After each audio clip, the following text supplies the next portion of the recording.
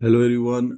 Today we are going to start the new topic that is straight line graph, and this one is lesson number 1.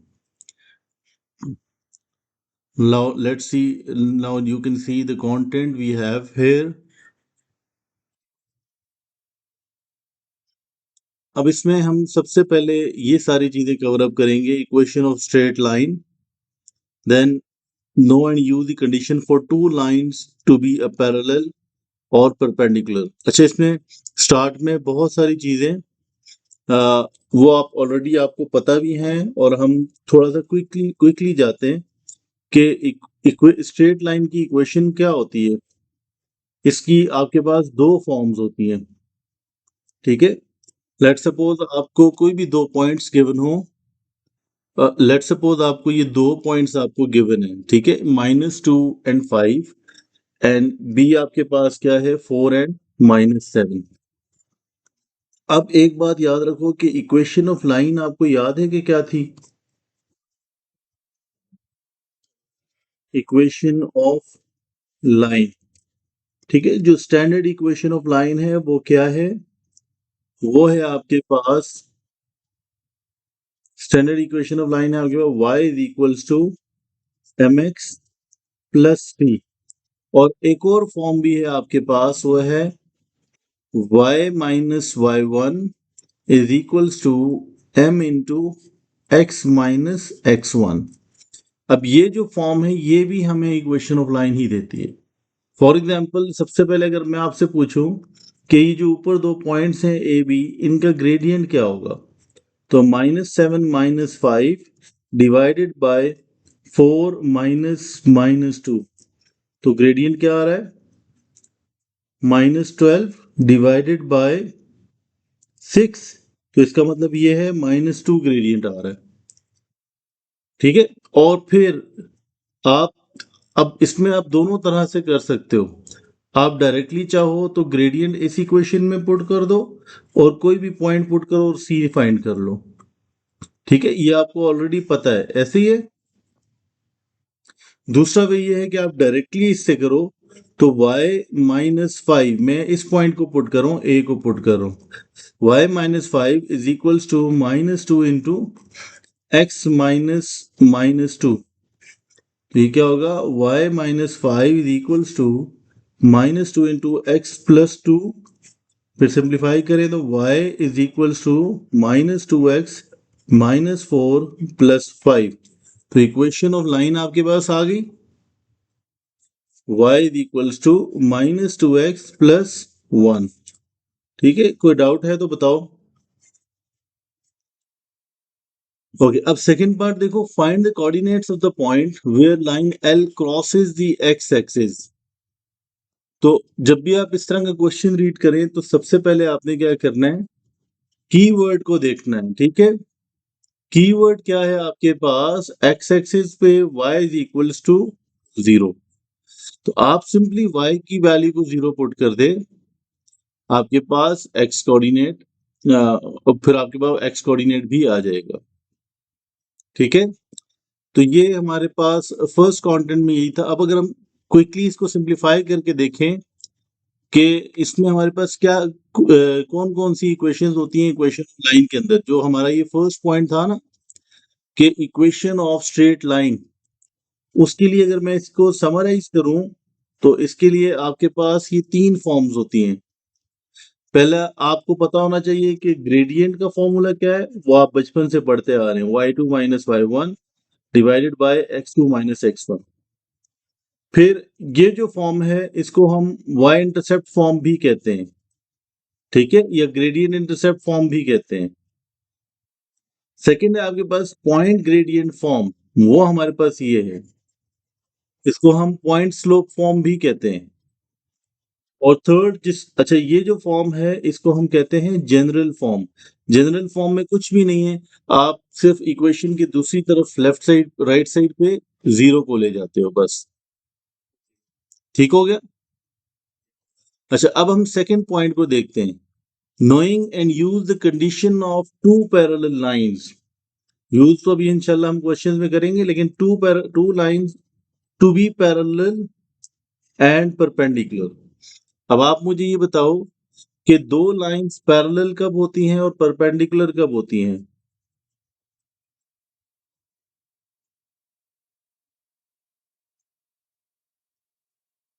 जी,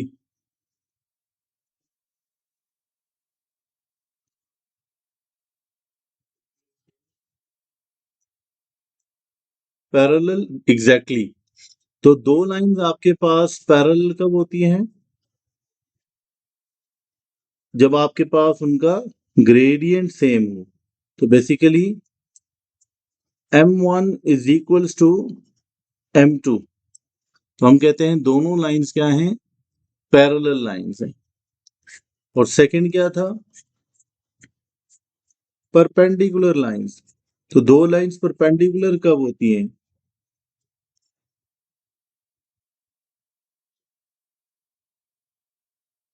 जब उनके gradients का product -1 हो। ठीक है। अच्छा, अब इसमें दोबारा ये देखो, दो लाइंस पैरेलल कब होती हैं? जब सेम ग्रेडियंट हो। और वो हम इक्वेशन को देख के भी बता सकते हैं। ठीक है। इसी तरह परपेंडिकुलर लाइंस कब होती हैं? जब हमारे पास क्या हो? पास नेगेटिव रेसिप्रोकल हो। ठीक हो, ठीक है। तो हम बेसिकली ग्रेडियंट्स क्या हो? Negative reciprocal. या अगर कहीं आपको ये प्रूव करना पड़े कि नेगेटिव रेसिप्रोकल, या अगर कहीं आपको ये प्रूव करना पड़े कि बताएं कि ये दोनों लाइंस परपेंडिकुलर हैं या नहीं है। ठीक है। तो उस केस में आप क्या कहते हो? उस केस में आप दोनों लाइंस का ग्रेडियंट फाइंड करते हो और उनका प्रोडक्ट मल्टीप्लाई करते हो। अगर आंसर आपके पास -1 हो तो आप कहते हो कि इनके जो ये लाइंस हैं ये परपेंडिकुलर है। ठीक है। अब ये एग्जाम्पल क्वेश्चन आप देखो। अब इसमें हमने क्या करना है, बल्कि इसको हम नीचे ले जाते हैं। ठीक है, ये आपके सामने। Now the very first thing is that this line meets the y-axis at the point P. So, meet the y-axis, it means that x will be equals to 0. So, if you put x is equals to 0, y coordinate will be y is equals to 4 now. Now, what we can do further is, अब आप further देखें तो आपके पास points क्या हैं? Point 0 and 4 है। और gradient क्या होगा?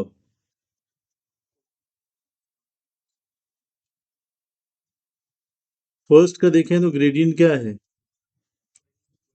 y is equals to -2/3x। ठीक है, ये आपके पास फर्स्ट लाइन का ग्रेडियंट है। ठीक है। तो ये एक ग्रेडियंट ये आ गया। सेकंड आपके पास क्या है? तो इसको अगर रीअरेंज करें तो आपके पास 3y, find the equation of the line through p का पॉइंट आपके पास आ गया, that is perpendicular to this. Okay, perpendicular का मतलब ये है कि नेगेटिव ग्रेडियंट होगा। ठीक है। So this will B 3/2। अब लाइन भी आपके पास है और पॉइंट भी आपके पास है, आप किसी भी फॉर्म को यूज करो तो आप क्या कर सकते हो? y-4 is equals to 3/2 into x-0। तो y इज इक्वल्स टू क्या हो जाएगा? 3/2x plus 4। यही आंसर है आपका। Okay, okay. नेक्स्ट जो है वो हम देखेंगे कि हमारे पास नेक्स्ट जो कॉन्सेप्ट है वो क्या है। अब देखें आपके पास, लेट सपोज तीनों को 1 बाय 1 देखते हैं कि लेट सपोज आपके पास एक पॉइंट है x1 y1 और b है आपके पास x2 y2। ठीक है। अच्छा, अब अगर हम मिड पॉइंट की बात करें तो मिड पॉइंट का फॉर्मूला क्या होगा आपके पास? This will be equals to y2 minus y1 divided by x2 minus x1। ये हमारे पास मिड पॉइंट का फॉर्मूला है,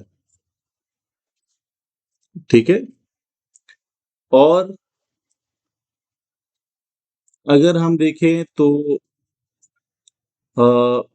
लेंथ का या डिस्टेंस का फॉर्मूला क्या होगा? डिस्टेंस का फॉर्मूला आपको याद है? तो वो ये होगा x2 minus x1 whole square plus y2 minus y1 whole square. अच्छा, एक मजे की बात यह है कि आप अगर डिस्टेंस, जैसे अगर आप मिड पॉइंट के अंदर, अच्छा ये मिड पॉइंट का फॉर्मूला जो ऊपर लिखा हुआ है,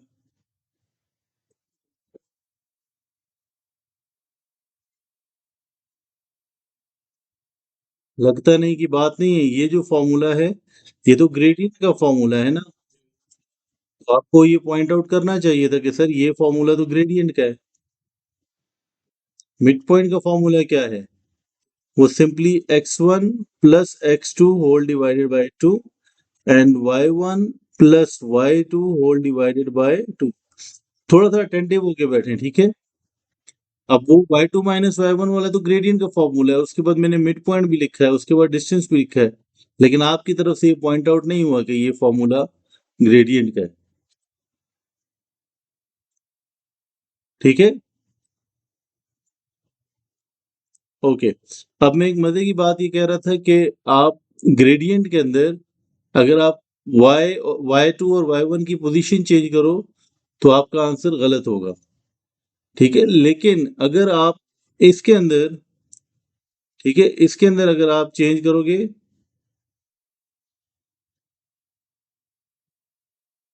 इसके अंदर अगर आप चेंज करोगे तो फिर क्या होगा? इस पे फर्क नहीं पड़ता, ठीक है। इसके इसके अंदर आप पे इस पे फर्क नहीं पड़ता, ठीक है। आप क्योंकि डिस्टेंस निकाल रहे हो ना, आप ए टू बी का डिस्टेंस निकालो या बी टू ए का डिस्टेंस निकालो, कोई फर्क नहीं पड़ता। सिमिलरली परपेंडिकुलर बाइसेक्टर है।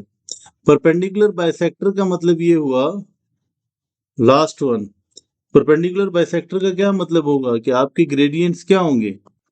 परपेंडिकुलर बाइसेक्टर के केस में आपके जो ग्रेडियंट है वो नेगेटिव रेसिप्रोकल होगा, ठीक है। अब इस क्वेश्चन में देखो, आपको ए बी गिवन है, are such that A B the diameter style chord, ठीक है। डायमीटर स्टाइल कॉर्ड का मतलब ये है कि ये आपके पास एक डायमीटर है exactly. Find the mid point M and the exact length of A B. तो मिड पॉइंट एम हम कैसे फाइंड कर सकते हैं? मिड पॉइंट एम हमारे पास क्या होगा, कैसे करेंगे? 1 + 7 divided by 2 and 2 + 10 divided by 2, half कर लें तो ये हमारे पास क्या आ गया, 8/2 और 12/2। तो यहां से हमारे पास क्या आ गया, 4 और 6, ठीक है। इसी तरह आपने दोनों की लेंथ फाइंड करनी है। तो लेंथ आप कैसे, लेंथ का मतलब डिस्टेंस ही है, तो हम क्या कर सकते हैं? तो ये 7 - 1 whole square plus 10 - 2 whole square, तो ये आपके पास क्या होगा, 36 + 64 is equals to 100, which means length will be 10। उसके बाद equation of the perpendicular bisector. अब ए और बी दोनों आपको गिवन है, ए है आपके पास 1 and 2 और बी है आपके पास 1 and 2 and 7 and 10, ठीक है। 7 and 10 ए बी दोनों आपको गिवन है। देखो, आपने सबसे line equation of the perpendicular bisector निकालना है,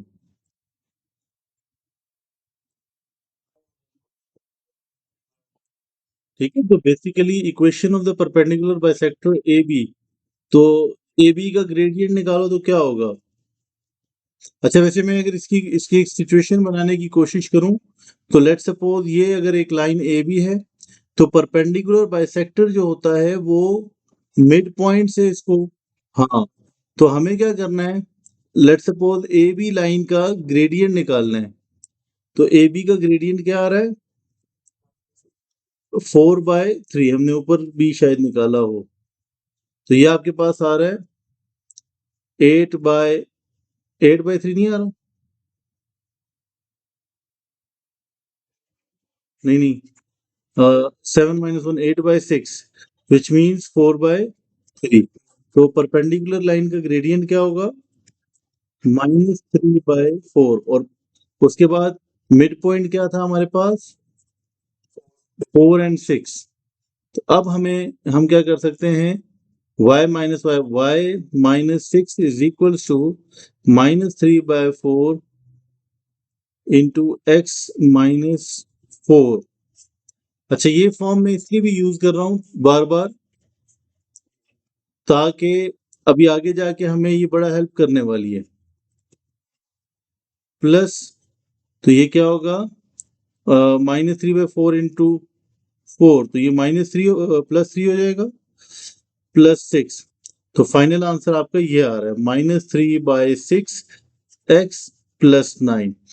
अच्छा, इसमें अगर आप y equals to mx plus c को भी यूज करते हो फिर भी ठीक है, ठीक है, कोई प्रॉब्लम नहीं है उसमें। ठीक है, बाज बच्चे ये करते हैं कि वो y equals to mx plus c में ही c की वैल्यू फाइंड करते हैं, उस तरह से भी ठीक है। लेकिन अगर आप इस फॉर्म को यूज करते हो ये भी ठीक है। ठीक है,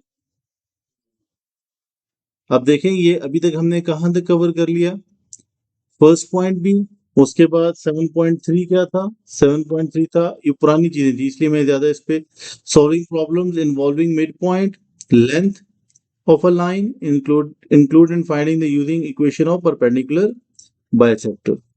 इस पे मैं ज्यादा टाइम इसलिए नहीं लगा रहा क्योंकि ये आप ऑलरेडी नॉर्मल मैथ्स में भी कर चुके हो और आपको इसमें जो है वो आप थोड़ा सा यूज्ड हो। असल जो इसमें इस टॉपिक में है हमारे पास एड मैथ्स के अंदर, वो 7.4 पॉइंट है।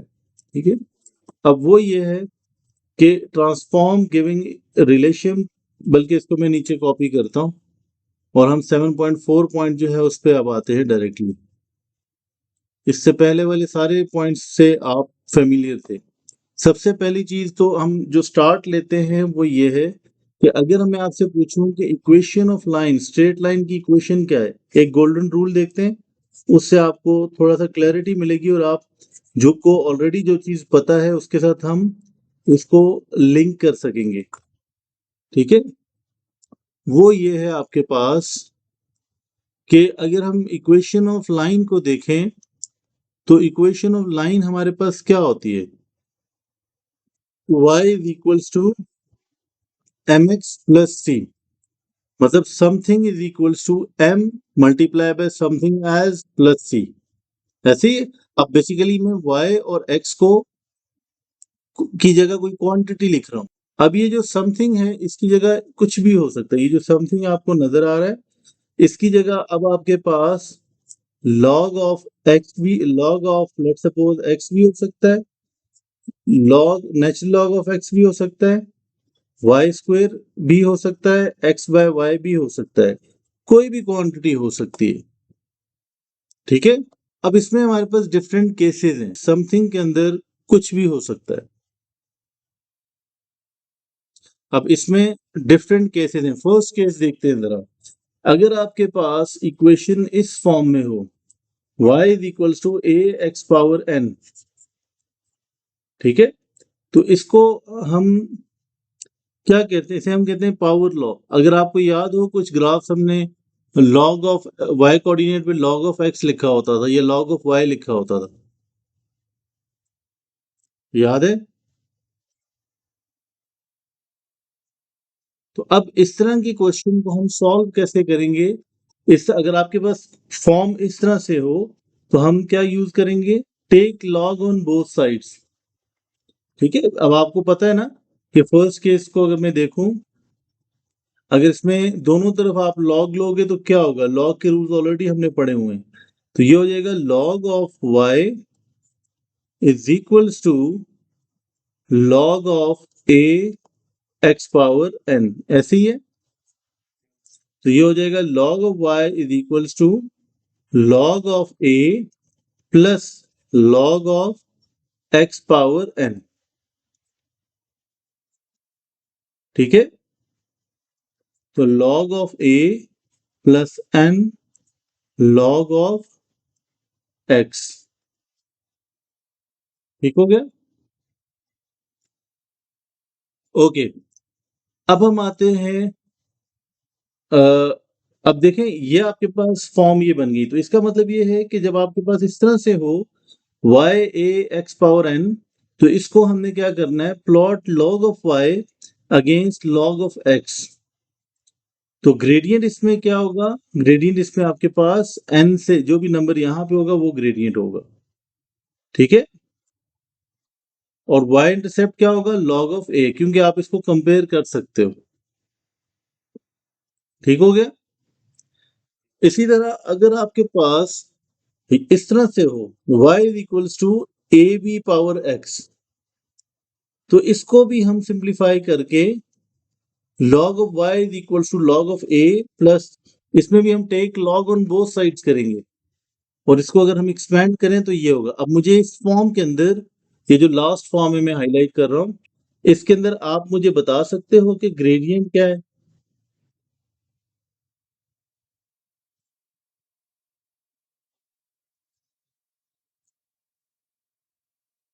ग्रेडियंट आपके पास log ऑफ b है, log ऑफ b है। अच्छा, फर्स्ट में ग्रेडियंट n क्यों था, क्योंकि वेरिएबल x यहाँ पे आ रहा है, y equal to M x होता है ना। अब x हमारे पास log ऑफ x है बेसिकली, इसमें x सेपरेट है, तो x के साथ जो भी चीज है वो ग्रेडियंट है। ठीक है, और जो बिल्कुल एक कांस्टेंट नंबर है log ऑफ a कोई भी कांस्टेंट नंबर है, तो वो हमारे पास क्या है, वो y इंटरसेप्ट है। ठीक है, इसी तरह थर्ड केस पे आ जाए, जिसे हम कहते हैं polynomial type, no logs needed. अब देखो इसमें आप नोट करो, तो y जैसे मैंने ऊपर आपको कहा था कुछ भी हो सकता है। अब इसमें अगर आपसे मैं पूछूं कि ग्रेडियंट क्या है, तो ग्रेडियंट a है, और इंटरसेप्ट क्या है, वो b है, क्योंकि हम बेसिकली कंपेयर इसी के फॉर्म के साथ कर रहे हैं, y is equals to M x plus c के साथ ही कंपेयर कर रहे हैं। ठीक है, ऐसे ही है ना।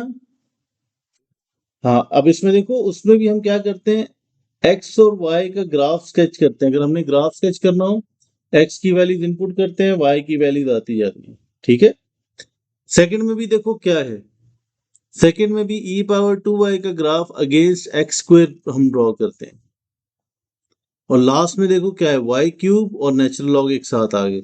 एक्सपोनेंशियल और वो भी आ सकते हैं, तो ये सारी चीजें एक साथ आ सकती हैं। तो इक्वेशन ऑफ लाइन की अब हम थोड़ा सा डेप्थ में जा रहे हैं एड मैथ्स के अंदर। Okay, then let's move to the next question. अब सबसे पहली चीज तो आप ये देखो कि हम इसको थोड़ा सा एक्सपैंड अगर करें, ये y is equals to A x power n था, तो हम take log on both side किया, तो log ऑफ y, वो जो बाकी सारी फॉर्मूले वो आपको याद नहीं करनी। ठीक है, वो आपको पता है कि वो कैसे होगा हमारे पास, वो लॉग की प्रॉपर्टीज केयरफुली यूज कर लें। तो log of y is equals to log of a plus n log of x। अच्छा, अब n हमारे पास क्या था, n ग्रेडियंट था। ठीक है, n आपके पास ग्रेडियंट था, और हम क्या कर सकते हैं, अब ग्रेडियंट अगर फाइंड करेंगे, तो n की वैल्यू हमारे पास इसके, तो 2.7 minus 1.7 whole divided by 2.5 minus 0.5, तो इसका ओवरऑल आंसर क्या आ रहा है, यू कैन यूज कैलकुलेटर।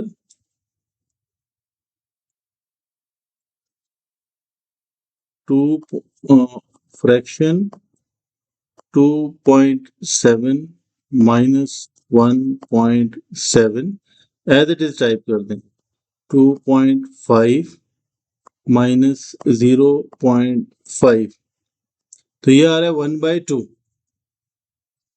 आपका भी यही आ रहा है, तो n इज इक्वल्स टू 0.5 आपके पास आ गया। ठीक हो गया। Find the value of n लिखा हुआ था, वो हम निकाल चुके हैं। ये देखो, find the value of n, ये हम ऑलरेडी निकाल चुके हैं। उसके बाद क्या है, and the value of a। अब a की वैल्यू निकालने के लिए हम क्या करेंगे, हम इस इक्वेशन में पुट करेंगे ना, n को भी पुट करेंगे और किसी एक पॉइंट को पुट कर देंगे। अब इसमें देखो, हमने डायरेक्टली ये देखा कि जो ग्राफ है हमारे पास, ये जो पॉइंट्स हैं हमारे पास, इस पॉइंट का ये जो फर्स्ट पॉइंट है, ये बेसिकली log ऑफ y के इक्वल है, और ये जो सेकंड पॉइंट है ये log ऑफ x के इक्वल है। ठीक है, बिकॉज ग्राफ हमें इन दोनों पॉइंट्स के अराउंड प्लॉट हुआ है ना, तो हम क्या लिख सकते हैं, log ऑफ y की जगह 1.7 is equals to log of a plus 0.5 1/2 into second point क्या था इसका, 0.5,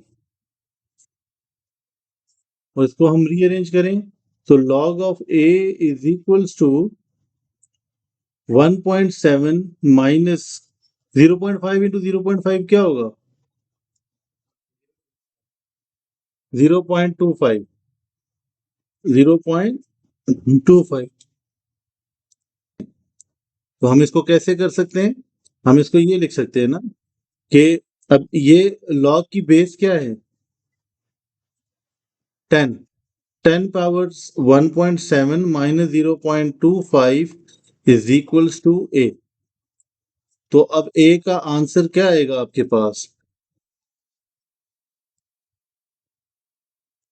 10 to the power of 1.7 minus 0.25, तो ये आपके पास आ रहा है 28.18, मीन्स 28.2 हो गया। ठीक है, अगर मैं नॉन एग्जैक्ट आंसर्स को 3 सिग्निफिकेंट फिगर्स में करूं तो a की वैल्यू आपके पास ये आ गई। बाकी सारा कॉन्सेप्ट तो आप ऑलरेडी पढ़ चुके हो, सिर्फ यही एक चीज है जो हमारे पास नहीं है और डिटेल में। इससे पहले mid point, distance formula, gradient, वो आप ऑलरेडी मैथ्स में पढ़ भी चुके हो डिटेल में। ये इक्वेशन ऑफ लाइन को थोड़ा सा डेप्थ में लेके गया है, थोड़ा सा लॉग को इसके साथ मिक्सअप किया है, और थोड़ा सा देखा है कि हमारे पास ग्राफ्स डिफरेंट भी आ सकते हैं। अब इस क्वेश्चन को रीड करो और देन की पॉइंट्स अपने पास आइडेंटिफाई करो। अब इस क्वेश्चन को अगर हम देखें तो आपने सबसे पहले क्या किया है, दोनों तरफ लॉग ले लिया। ठीक है, ये आपने दोनों तरफ लॉग ले लिया, ठीक हो गया। उसके बाद log of m is plotted against t। ठीक है, तो t की जगह आप log ऑफ a आपके पास 4 है,